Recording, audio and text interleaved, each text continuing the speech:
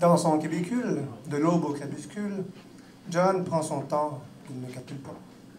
Il s'imagine dans un minuscule loft, genre de quoi faire quelques pas. Ses mouvements sont calculés et les visites sont rares. Au portillon, on ne se bouscule pas. Il se pose des tas et des tas de questions. Oui, des tas. Il fait des calculs, il prendra des pages et des pages à écrire, mais tout est là, dans sa tête.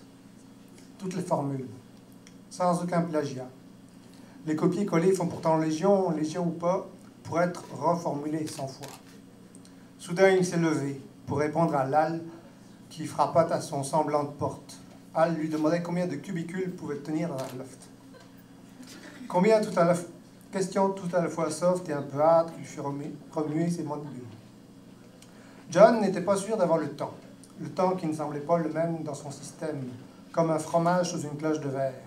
D'ailleurs, il l'avouait ne pas voir les choses de la même manière de l'autre côté, ce cher Mr. Bournet. On lui lançait le salut, et il trouvait cela drôle d'entendre « bonne journée » alors qu'il s'appelait John Bournet. Il se fit donc la réflexion qu'il fallait qu'il sorte plus souvent. On lui dirait « bonne soirée ». Il y avait vraiment quelque chose qui clochait. Il ne trouverait pas l'explication, pas jusqu'à la consommation de champignons accompagnés de tubercules. Osera pas. Al l'interrompit dans ses réflexions. Al heurta le cubicule en verre. Ouch! Je me suis peut-être cassé le pied. C'est ridicule. John pensait aux russules dont il fallait casser le pied, mais Al lui cassait un peu les pieds aussi. Heureusement qu'il semblait s'en aller. Oui, Al lui confirma la virgule d'après. Al dit en anglais qu'il devait partir. I got to go. Maybe to Togo. I gonna go.